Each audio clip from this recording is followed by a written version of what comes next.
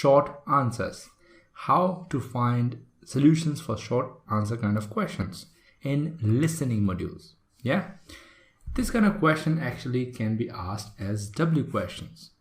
Okay, I think you know what W questions are, right? Which has W words in them, like what, why, where, when, and all this kind of question. The answers are no longer than 4 words. What I mean by no longer than 4 words, when they are providing us instructions, the answers won't be more than 4 words. They'll say, try to answer no longer than 3 words, no more than 2 words. So your limit will go maximum to 4 words. That's why they are short question answers.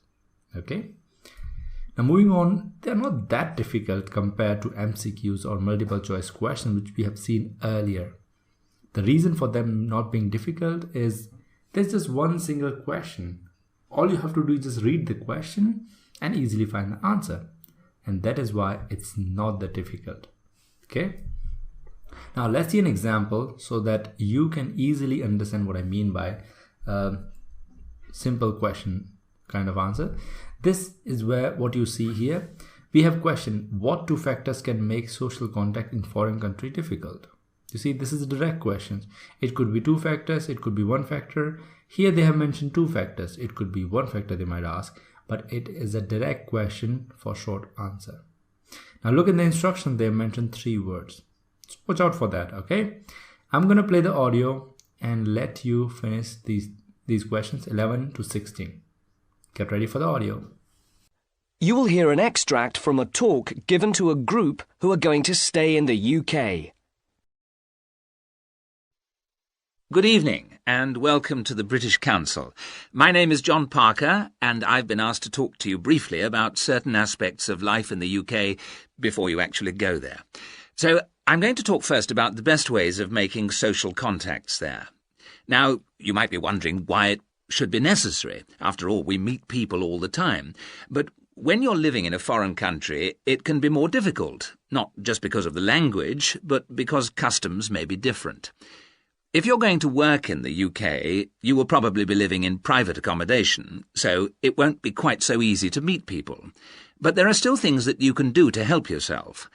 First of all, you can get involved in activities in your local community. Join a group of some kind.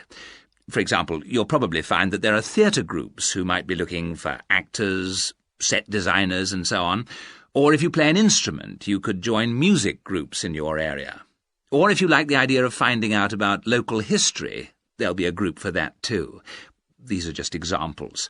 And the best place to get information about things like this are either the town hall or the public library. Libraries in the UK perform quite a broad range of functions nowadays. They're not just confined to lending books, although that's their main role, of course. Great. And we are back. I hope you find all the answers. Let's see the answers themselves. The first one, that is 11th, is language. 12th is customs. 13th is music or music groups. 14th is local history groups. 15th, the public, you can ignore if you want. Library or libraries. Right? As we have 3 words, we can write the public library or the public libraries. And the last one, the town hall or just town hall. If you got full, 6 out of 6, wonderful. If not, don't worry. Like always, we're going to provide you pointers. Those are going to help you to get the answers correctly. Okay? Cool. Now, pointers are again the same thing as we discussed earlier. These are the tips that are going to help you to find answers easily. The first one is number of words, or let's say instructions. So this is our question, right? In here, these are questions. This above is instructions. So we'll get rid of the questions and let's just zoom in here. You see how many words do we have here? 3 words and or a number. In a previous video, I have explained this, what is the meaning of and or a number. If you can, please go back to the other video. If not, let me explain it here. You cannot write more than 3 words. Your answer must be between 1 to 3 words. Secondly, if it is a number, you can add it to the word. For example, on the boat will fulfill the requirement of not more than 3 words. But if you add one more number here, 2 on the board, it's still correct because we are allowed to use a number apart from these 3 words. That's what it means, right? So you can choose answer accordingly. That is what the instructions on number of words mean. Okay. Next one is the W question. It's important to understand the question. See, our problem is actually we don't listen to reply. We don't listen to understand. We listen to reply. When you listen to understand, it gets easier. Not just in IELTS, I guess, in everywhere in life or in relationships. When we listen to just reply, we tend to just get to the point and just get to our, throw our answers to them. Not a good idea. Same goes here in IELTS. When you listen to the question, please try to understand what the question is and guess the answer for the W question. Now, what does it mean by guessing the answer? So we have some questions here. Okay, I'm going to get rid of the instructions and let me zoom in here. We have here what 2 factors can make social contact in foreign country difficult. Here the question word is what. This is important. Second is the information here, factors. So all you have to listen to is what factors. What factors social contact foreign country difficult? That's it. So you can guess what are the factors are they talking about. So here you have to look for what factors. In second one, you can see which community group. So there must be names for community groups, So that first they have given example, theater. Watch out for these examples as well. Now we have 13 and 14 you have to provide as community group. Number third, in which places. So in which 2 places means again they have to talk about places. So you see, this is how we guess the answer by understanding the question itself. Now, while you're listening to the audio, of course, you cannot read everything at the same time. You are supposed to read this when you're given 30 seconds before you go for the question slot. Let's say they'll say, please read the question between 21 to 25 and then you hear the audio. So in these 30 seconds, what you're supposed to do is read the questions, underline what is the important information like we did here in the case of this one, what factors, in here which community groups, and here in which places. You see, this information is going to be very helpful for us in future, in the coming task. Yeah. All right. The next pointer is stay ahead of the audio. What is the meaning of staying ahead of the audio? The meaning is that you read one question in advance. While you're listening to the audio, please, before the audio starts, as soon as possible, read this question and this question for sure, at least. That is the one and the next one to it. As soon as you find the answer for this one, you jump to this one, right? When you already have read this one, so it's get easier for you. When you're reading this and you find the answer, immediately jump to this one. So staying ahead of the audio will help you. In the previous video, we have shown you what is the meaning of speed reading. Please go through it. It will help you to read as quicker as possible. So you will be able to finish this sentence within the span of like 2 to 3 seconds. Okay, that will be really fast. This method has been explained in the previous video. I suggest you go back and read or listen to the whole video and understand the method. Okay.